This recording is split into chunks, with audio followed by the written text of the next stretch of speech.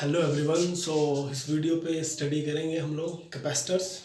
सो capacitors क्या है? A capacitor consist of two conductors of any shape separated by a non conducting medium. Important point, separated by a non conducting medium such that it can store electric charge. तो capacitor का काम क्या है? Most important point है कि capacitor energy को या charge को स्टोर करता है। बेस्ट इज चार्ज को स्टोर करता है। It can store electric charge. ठीक है। सेकंड होगा क्या इसमें? Capacitor consist of two conductor. इस पर दो कंडक्टर्स होंगे किसी भी शेप के, ऑफ एनी शेप। कई बार प्लेट्स हो सकती हैं, दो पैरेलल प्लेट्स, या सिलेंड्रिकल शेप होगी, या हो सकता है स्फेरिकल शेप हो। तो कुछ कंडक्टर की कोई भी शेप हो सकती है, पर दो कंडक्टर्स के बीच में नॉन कंडक्टिंग मीडियम होगा और मेन काम है इसका चार्ज को स्टोर करना। इसकी जो कैपेसिटी होगी, कैपेसिटी चार्ज को स्टोर करने की जो कैपेसिटी होगी उसको बोलेंगे कैपेसिटेंस।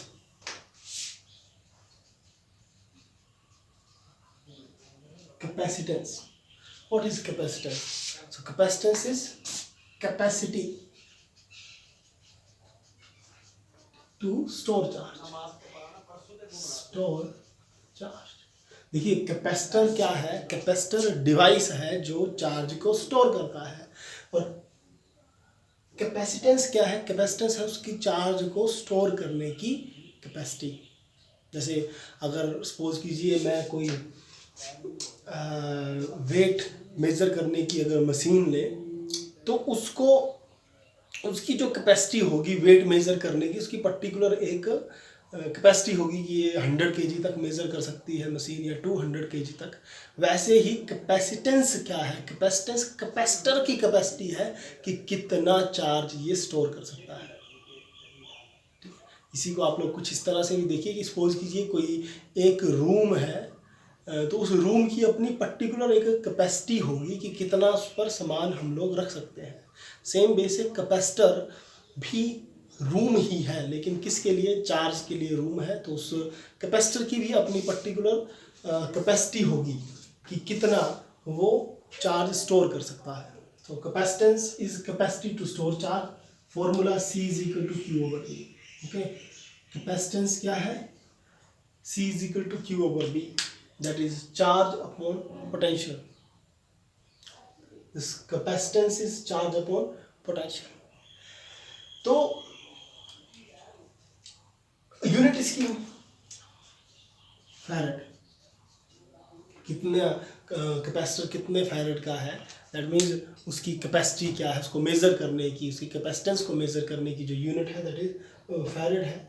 तो नेक्स्ट हम लोग स्टडी करेंगे अभी एक छोटा सा आर्टिकल है कि capacitance of an isolated spherical conductor. अच्छा, कैपेसिटर्स के ऊपर कुछ छोटी छोटी बातें और देख लीजिए। इसका सिंबल क्या होगा? कैपेसिटर का सिंबल होगा इस तरह से।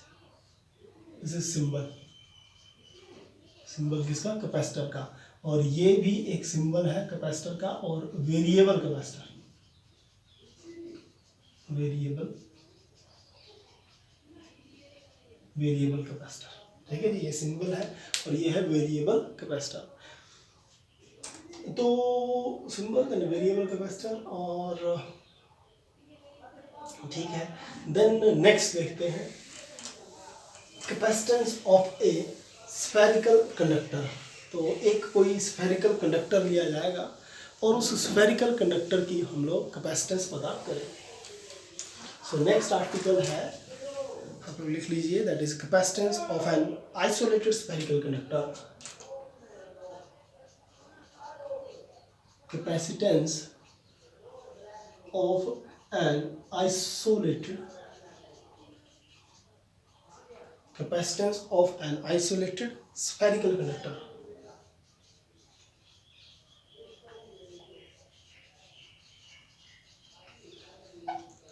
Capacitance of an isolated spherical conductor. So consider a isolated spherical conductor. ये है हम लोगों का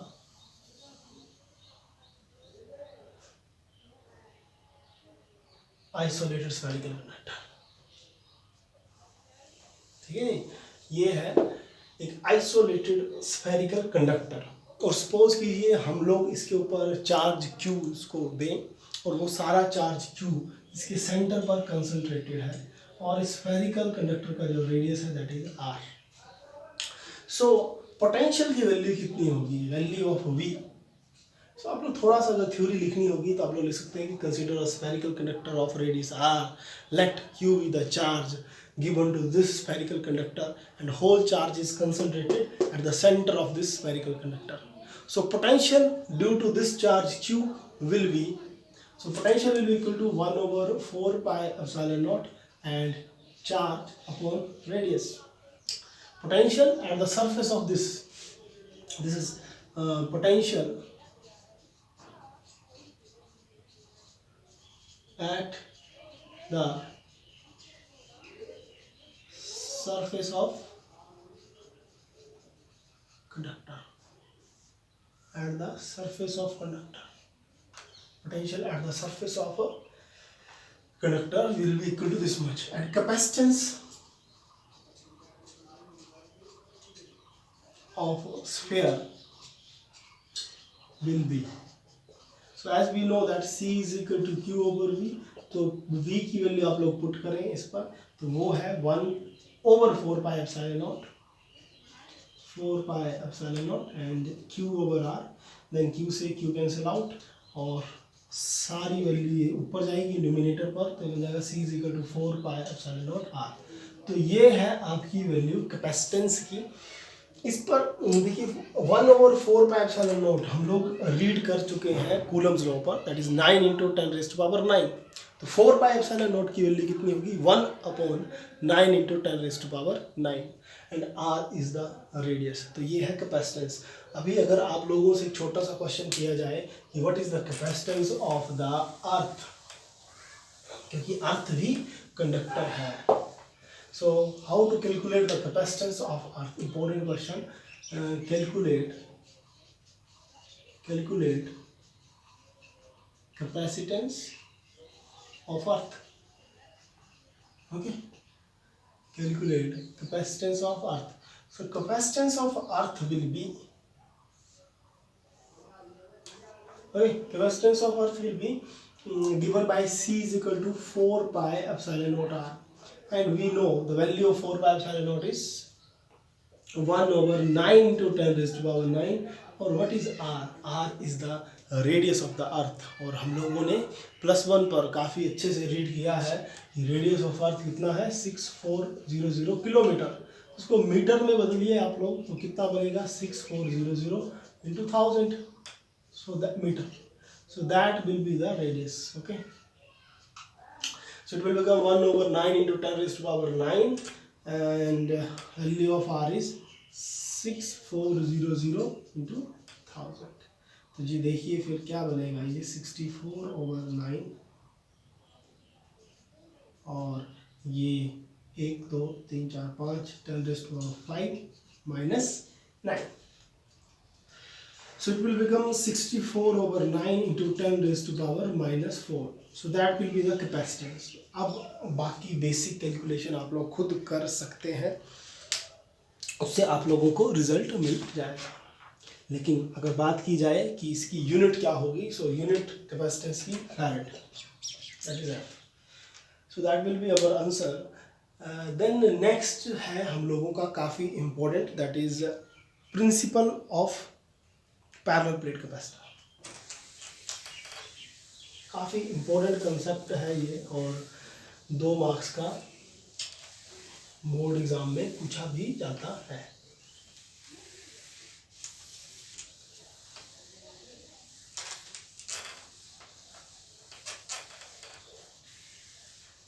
capacitance of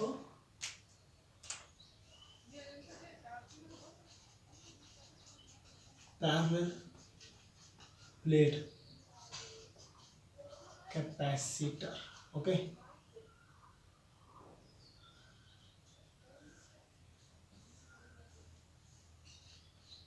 so capacitance of parallel plate capacitor, capacitance of parallel plate capacitor क्या होगा, ठीक है। Capacitance of parallel plate capacitor क्या होगा, तो उसके लिए देखिए आप लोग सपोज कीजिए, इस पर बेसिक आइडिया आप लोग अंडरस्टैंड कीजिएगा। पैरेलल प्लेट कैपेसिटर किस तरह से क्रिएट किया जाता है और जो मेथड क्रिएट कर रहे हैं का है उसमें क्या उसके बेनिफिट है, वो इस पर मेन है। तो आप लोग देखिए किस तरह से पैरेलल प्लेट कैपेसिटर क्रिएट किया जाता है। सो कोई भी पैरेलल प्लेट कैपेसिटर क्रिएट करने के लिए सबसे पहले एक प्लेट ली जाएगी। So consider a plate A, suppose that is positively charged. Okay, so we will take a positively charged plate A, और उसके कांटेक्ट में हम लोग एक और प्लेट लेकर आएंगे विच इज़ न्यूट्रल, जो सिर्फ कंडक्टर है और उसके ऊपर कोई भी चार्ज नहीं होगा। लेकिन जैसे कि प्लेट ए पॉजिटिव है, तो न्यूट्रल का मतलब क्या हुआ कि इसके पास पॉजिटिव और नेगेटिव चार्जेस इक्वल अमाउंट में होंगे। तो इस प्लेट का जो नेगेटिव चार्ज होगा वो इस तरफ आ जाएगा, क्योंकि ये पॉजिटिव है प्लेट ए, तो positive and negative there will be a force of attraction between positive and negative. So plate B पर नेगेटिव चार्ज इस तरफ आएगा, दैट मीन्स क्लोज होगा पॉजिटिव के, और जो कंडक्टर का बी कंडक्टर जो है उसका पॉजिटिव चार्ज होगा वो दूसरे एंड पर क्रिएट होगा। इस चार्ज की डिस्ट्रीब्यूशन होने के पीछे का पर्पस है कूलम्स लॉ या इलेक्ट्रोस्टैटिक फोर्स ऑफ अट्रैक्शन और रिपल्सन, क्योंकि ये पॉजिटिव नेगेटिव को अट्रैक्ट करेगा तो इस तरफ, पॉजिटिव पॉजिटिव रिपल करेगा तो इस साइड जाएगा। अब इंपॉर्टेंट पॉइंट है, ये है स्टेप वन। स्टेप वन में आपने क्या किया, एक पॉजिटिवली चार्ज्ड प्लेट ली ए और उसके कॉन्टैक्ट में एक कंडक्टर लेकर आए। स्टेप टू में आप लोग क्या करोगे, स्टेप टू में क्या किया जाएगा, स्टेप टू में क्या होगा कि प्लेट ए जो है वो पॉजिटिवली चार्ज्ड थी, ठीक है, काउंटिंग कर लेते हैं 3 और 3 6 7, ठीक है जी। और प्लेट बी जो थी उसके ऊपर पॉजिटिव नेगेटिव चार्जेस थे। अब पॉइंट को काफ़ी इंपॉर्टेंट है पॉइंट, और अच्छे से सुनना। अब होगा क्या, सपोज कीजिए इस साइड जो नेगेटिव चार्जेस हैं वो इसके पॉजिटिव इफेक्ट को इंक्रीज करेंगे या डिक्रीज, तो आंसर है डिक्रीज करेंगे, कि positive negative will cancel out the effect of each other. तो उससे होगा क्या कि प्लेट ए की जो कैपेसिटी थी चार्ज स्टोर करने की वो और ज़्यादा इंक्रीज कर जाएगी। सपोज कीजिए कि मैंने 100 चार्जेस प्लेट ए के पास थे पहले से, जैसे ही मैं प्लेट बी लेकर गया तो इस तरह से क्रिएट हुए। अब 100 में से सपोज कीजिए 10 नेगेटिव चार्जेस प्लेट बी के हैं, तो 10 इसके 10 को न्यूट्रल कर देगा, तो ओवरऑल कितना बचा, इसके पास बचे 90। ओवरऑल इसके पास कितने बचे, 90 बचे, क्योंकि इसके जो चार्जेस तो होंगे इस पॉइंट पर, इस पॉइंट पर चार्जेस तो होंगे, लेकिन इस बी के नेगेटिव की वजह से इन चार्जेस का इफेक्ट जीरो हो जाएगा। तो इट मींस ए की कैपेसिटी और ज़्यादा इंक्रीज होगी, क्योंकि ए की कैपेसिटी थी 100 चार्जेस स्टोर करने की, लेकिन बी प्लेट जैसे ही क्लोज लेकर गए तो ए की कैपेसिटी थोड़ी कम हुई, कैपेसिटी कम नहीं हुई, चार्जेस कम हो गए, क्योंकि इसने न्यूट्रल कर दिया 90 हो गए, तो 10 और चार्जेस हम लोग इस पर ऐड कर देंगे। सो 10 चार्जेस मैं और दे दिया इसके ऊपर, तो इट मीन्स कि प्लेट ए के पास टोटल अब 110 चार्जेस हो गए, क्योंकि 100 पहले थे, 10 और दिए तो 110 चार्जेस, विच मीन्स इसकी कैपेसिटेंस इंक्रीज हुई। पर प्लेट बी के पास जो पॉजिटिव चार्ज होगा उसको कैसे रिमूव करेंगे, उसको रिमूव करने के लिए हम लोग एक कंडक्टर की वायर लेकर उसको अर्थ कर देंगे, और अर्थ करने से होगा क्या, अर्थ से इलेक्ट्रॉन्स आएंगे और इस सारे को न्यूट्रल कर देंगे। मैक्सिमम हम लोग ये भी इसको बोलते हैं कि ये सारा पॉजिटिव चार्ज इस कंडक्टर से होकर अर्थ पर चला जाएगा, लेकिन एक्चुअल में क्या होगा, अर्थ से फ्री इलेक्ट्रॉन्स आएंगे और वो इसको न्यूट्रल कर देंगे। तो नेक्स्ट स्टेप में क्या होगा, अर्थिंग से नेक्स्ट क्या होगा, प्लेट ए पर होगा पॉजिटिव चार्ज, ठीक है, और प्लेट बी के ऊपर होगा नेगेटिव चार्ज,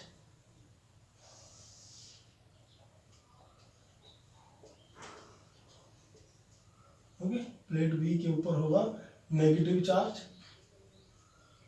ए के ऊपर होगा पॉजिटिव चार्ज और बी के ऊपर होगा नेगेटिव चार्ज। प्लेट ए के ऊपर पॉजिटिव, प्लेट बी के ऊपर नेगेटिव चार्ज, और इस तरह से हम लोगों का पैरेलल प्लेट कैपेसिटर बन जाएगा। इस मेथड से मोस्ट इंपोर्टेंट बात आप लोग याद रखिएगा, capacitance of a capacitor will increase. उसकी कैपेसिटी टू स्टोर चार्ज करने की जो कैपेसिटी है वो इंक्रीज कर जाएगी। तो काफ़ी इंपॉर्टेंट है, इसकी थ्योरी इंपॉर्टेंट है। तो आप लोग जो भी बुक रीड कर रहे हैं उसे बुक से रीड करें थ्योरी, आपको यही बातें मिलेगी जो मैं बोल रहा हूँ। कुछ पॉइंट्स और एक्स्ट्रा मिले तो ज़रूर अपनी थ्योरी पर ऐड करें। बाकी प्रैक्टिस करें ज़्यादा से ज़्यादा और मेहनत करें। इस टॉपिक पे हम लोग स्टडी करेंगे कम्बिनेशन ऑफ कैपेसिटर्स। काफ़ी इम्पोर्टेंट टॉपिक है बोर्ड पॉइंट ऑफ व्यू से और competitive exam point of view से। इसे काफ़ी बोर्ड में तो डायरेक्ट आर्टिकल पूछा जाएगा, लेकिन कम्पिटिटिव में इससे रिलेटेड क्वेश्चंस पूछे जाते हैं। तो देखते हैं कुछ टॉपिक इसमें क्या आता है। That is combination of capacitor. Combination of capacitor means capacitor को किस तरह से कंबाइन करेंगे। हम लोगों ने अभी पढ़ा था कि पैरेलल प्लेट कैपेसिटर्स किस तरह से बनाया जाता है, किस तरह से क्रिएट किया जाता है, उसका प्रिंसिपल क्या है। इस पर हम लोग करेंगे कम्बिनेशंस। तो सपोज कीजिए कि अगर ये है मेरे पास एक पैरेलल प्लेट कैपेसिटर्स और इस पे है ये पॉजिटिव और ये होगा नेगेटिव, और सपोज कीजिए इसकी कैपेसिटेंस है C1। देन जो सेकंड आएगा वो सपोज कीजिए ये और ये, इस तरह से सेकंड कैपेसिटर आ गया C2 और इसकी कैपेसिटेंस मान लीजिए पॉजिटिव, इसकी है नेगेटिव, और देन आ गया third capacitor that is C3 और इसकी कैपेसिटी ये है पॉजिटिव और ये है नेगेटिव। और अगर इस तरह की कम्बिनेशन हो, इसकी कम्बिनेशन का पैटर्न देखिए, पॉजिटिव नेगेटिव, नेगेटिव प्लेट के साथ पॉजिटिव प्लेट कनेक्टेड हो, देन नेगेटिव के साथ पॉजिटिव, तो इसको बोलेंगे series combination. That is series combination.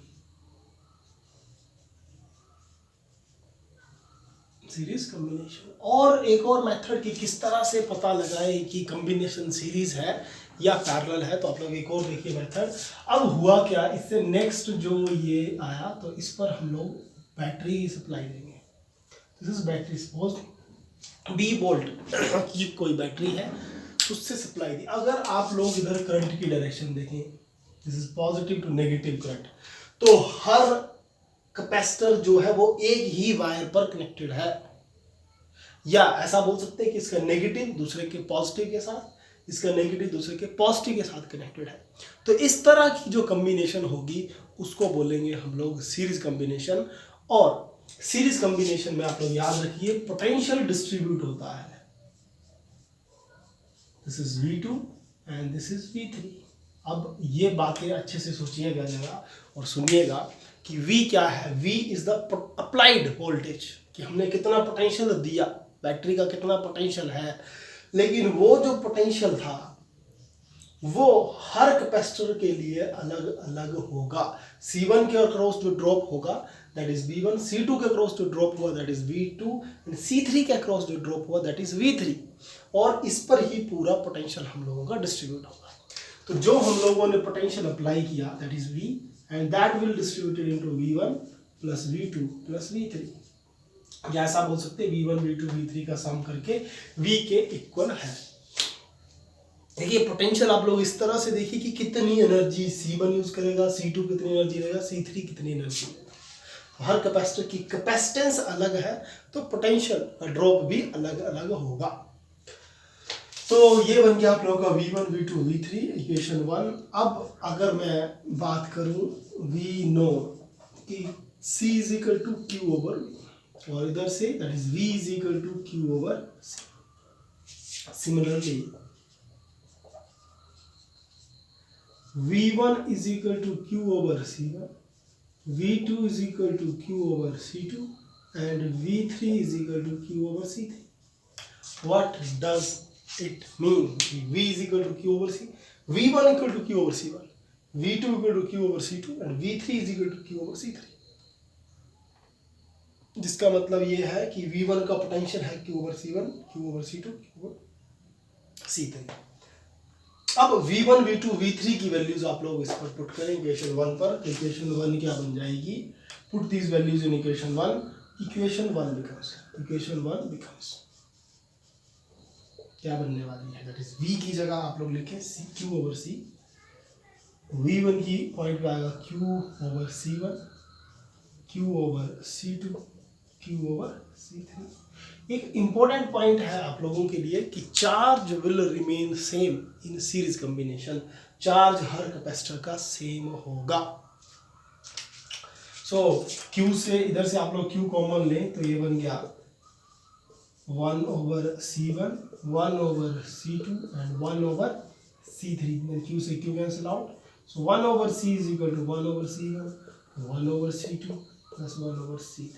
तो याद रखिएगा कि जो नेट कैपेसिटेंस होती है, what is this C? This C is the net capacitance of this combination. Series combination पर जो नेट कैपेसिटेंस होती है that is 1 over C1 plus 1 over C2 plus 1 over C3। इसको थोड़ा सा आप लोग और देखिए, सपोज कीजिए C1 की वैल्यू थी 2 फैरेड, C2 था आप लोगों का 3 फैरेड और C3 आ गया 4 फैरेड। दैट इज आर्टिकल इस पॉइंट पर कंप्लीट है। इससे आगे है आपका इसकी अंडरस्टैंडिंग कंसेप्ट की। अगर मैं बोलूं कि मैंने 2, 3 और 4 फैरेड के 3 कैपेसिटर सीरीज पर कंबाइन किए तो नेट कैपेसिटेंस कितनी होगी, तो वो किस फॉर्मूले से कैलकुलेट करेंगे, इससे क्या करेंगे, 1 over C is equal to 1 over 2, 1 over 3 plus 1 over 4। So C की वैल्यू कितनी आई, आप लोग एलसीएम लेंगे तो 2, 3 और 4 का LCM 12, so it will come 6, 4, this will come 3, so 1 over C is equal to 13 over 12। लेकिन काफी इंपॉर्टेंट पॉइंट है, आंसर 13 ओवर 12 नहीं होगा, आपको C की वैल्यू देनी होगी, तो रेसिप्रोकल करें, दैट इज 12 ओवर 13 फैरेड। तो याद रखिएगा कि काफी स्टूडेंट्स इस पॉइंट पर जाकर काफी गलती करते हैं। आप लोग जल्दी से आंसर 13 ओवर 12 लिख दोगे, लेकिन वो होगा 1 ओवर C की वैल्यू आपको देनी होती है, C की वैल्यू जो होगी रेसिप्रोकल। तो ये था आप लोगों की कॉम्बिनेशन, फर्स्ट कॉम्बिनेशन जो है सीरीज कॉम्बिनेशन। आर्टिकल पर मेन है, आप लोग ये रिजल्ट याद रखें। देन आती है आपकी पैरेलल कॉम्बिनेशन क्या है, और पैरेलल कॉम्बिनेशन में क्या होगा वो आप लोग देखें जल्दी से। पैरेलल कॉम्बिनेशन में क्या होगा कि positive side of the capacitor will connect with the positive side of another capacitor, and negative side of the negative plate or negative side of the capacitor will connect with the negative plate of the other capacitor. So what will happen is in parallel combination, तो ये आ गया मेरा एक capacitor, ठीक है, ये capacitor. तो second capacitor इस तरह से होगा, ये पॉजिटिव पॉजिटिव से कनेक्ट, और third capacitor positive positive positive, देखिए पॉजिटिव पॉजिटिव से पॉजिटिव, नेगेटिव से ये नेगेटिव और इससे ये नेगेटिव, और ओवरऑल इस सर्किट को हम लोग जो वोल्टेज सप्लाई करेंगे that is V will be the volt. अब कुछ बातें जो आप लोगों को माइंड पे रखनी है, पैरेलल कॉम्बिनेशन में पोटेंशियल सेम रहता है, that is amount of work done to move a charge from this point to this, from this point through this, and from this point to through this way will be same. So value of V will be same in parallel combination. Important point, value of potential for each capacitor will be same in parallel combination, while value of potential for each capacitor will be different in series combination. Series combination में V1 V2 V3 आया था, लेकिन इस पर V ही रहेगा, लेकिन इस पर क्या होगा, आपका चार्ज अलग अलग होगा। तो इसका चार्ज है Q1, इधर चार्ज होगा Q2 और इधर चार्ज होगा Q3। तो ये इंपॉर्टेंट पॉइंट है कि charge will distribute. So net charge, suppose कीजिए इस बैटरी से जो करंट गया वो Q चार्ज लेकर गया, तो टोटल चार्ज फिर इस पॉइंट पर जाकर डिस्ट्रीब्यूट होगा इन 3 वे से। So total charge Q is total charge, and that Q will be equal to Q1 plus Q2 plus Q3। Equation 1 पिछले याद रखिए, पिछली बार V equal to V1 plus V2 plus V3 था, इस बार Q equal to Q1 plus Q2 plus Q3। अब फिर से formula we know that C is equal to Q over V और Q is equal to CV, then Q1 is equal to C1V and Q2 is equal to C2V and Q3 is equal to C3V। C1 क्या है? C1 इसकी capacitance, C2 इसकी capacitance, C3 capacitance of third capacitor. Potential will be same, okay, so value will be same here, the potential will be V, again in this case the potential will be V, or again here the potential will be V, क्योंकि parallel combination में potential same रहता है, important point है, याद रखिए। So put these values in equation 1, so equation 1 become, okay, so put value of Q, Q1, Q2, Q3 in this equation, so equation 1 become, equation 1 become, that is CV is equal to C1V plus C2V plus C3V, and C is equal to C1 plus C2 plus C3. So this is the net value of the total capacitance in parallel combination. तो ये result आप लोग mind में रखिए। अगर देखिए, अगर कोई आपको बोले कि फर्स्ट कैपेसिटर की वैल्यू है 2, सेकंड कैपेसिटर की वैल्यू है 3 और फोर्थ इसकी है 4, यूनिट विल बी माइक्रोफैरड और फैरड, तो अगर वो कैपेसिटर पैरेलल में कंबाइन किए हों इस तरह से, और कोई पूछे आपसे कि नेट कैपेसिटेंस कितनी होगी इस सर्किट की, तो फॉर्मूला क्या होता है? सिंपल ऐड कर दें, तो इन सबको ऐड करें, that is 2 + 3 + 4, that will be equal to 3 2 5 9 farad. Okay, so that will be our answer. तो ये थी हम लोगों की कॉम्बिनेशंस, सीरीज और पैरेलल कॉम्बिनेशन। इंपॉर्टेंट है टॉपिक, तो अच्छे से अंडरस्टैंड करें। कुछ डाउट हो तो आप लोग कमेंट करें। बिल्कुल बेसिक वे से मैंने डिस्कस किया है, तो हर किसी को अच्छे से आई थिंक समझ में आएगा। फिर भी कोई पर्टिकुलर डाउट हो तो आप लोग ज़रूर कमेंट करें, उसका आंसर आपको मिलेगा। बाकी हम लोग इसके जो नेक्स्ट सॉल्व करेंगे, हम लोग इसके कुछ न्यूमेरिकल करेंगे। न्यूमेरिकल थोड़े कॉम्प्लिकेटेड न्यूमेरिकल्स डिस्कस कर लेंगे, ताकि आप लोगों को कंपेटिटिव पॉइंट ऑफ व्यू से कोई प्रॉब्लम ना आए, और plus board point of view से भी कोई प्रॉब्लम ना हो। So thank you so much.